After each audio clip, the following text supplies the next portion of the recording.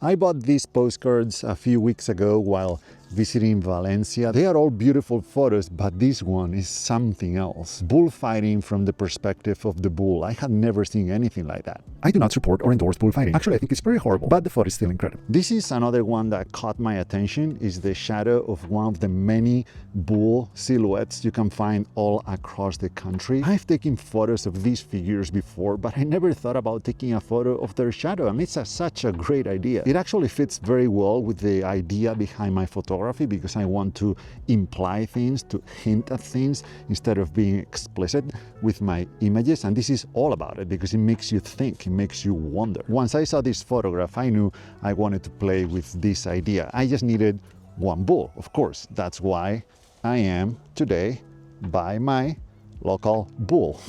I've read that once there were more than 500 of those all across the country. Today, only 89 remain, and only one in the whole province of Lugo where I live. I had to drive an hour to get here, but it's worth it, because as I like to say, we should photograph these things while they are still there, because you never know when they're gonna be gone. Actually, this one fell down 2-3 years ago during a storm. They put it back up, but you don't know if they're gonna do the same next time that happens again. There's only one problem with this shot, and it's that I need the sun to be at the right angle to create a shadow big enough to photograph. Right now, this is not going to work, and I think I'm gonna wait a little bit, but I think the problem is not so much the horizontal position, I guess, of the sun. It's just that it's too high right now in the summer, so I might have to come back later in the future. That's a bummer. It didn't take me long to realize that the shot of the shadow just wasn't going to work. I tried to make the most of my time there and capture the bull from different angles, but I think I wasn't able to get much.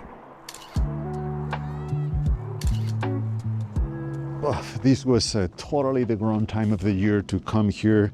The path to get there is totally overgrown. There was a lot of bush walking. There are very thorny weeds.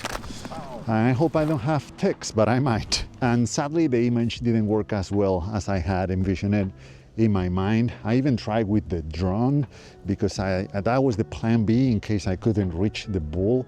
Maybe the access was closed or something.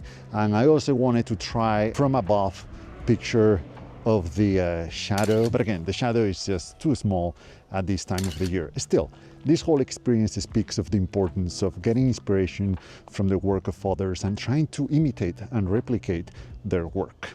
There was a time when I wasn't looking at any photography or looking for inspiration anywhere else. I thought that that would make my work more original, but instead I just found myself reinventing the wheel all the time. And sure, there is some value in coming to conclusions on your own, but learning from the masters and relying on their knowledge that they acquired over the years can help us push the art a little bit farther. So now I totally embrace the work of other photographers, and I draw inspiration from it. Whether it's finding new locations, learning new techniques, or discovering the world with new ways of seeing. Take this photograph, for example, one that Bill Brand made a long time ago in Halifax. I've never been there, but I've tried to apply his idea elsewhere. These were two poor attempts in my hometown, but you can still see some of the elements present in the original. Actually, this one I made in Portugal worked a little bit better, following the same idea. But most importantly, this experiment expanded my visual vocabulary. Looking back at my work, I seem to like using diagonal lines to split the frame in two and placing the subject on the top. I wasn't thinking of Brand's images when I made these, but perhaps that idea, that way to compose,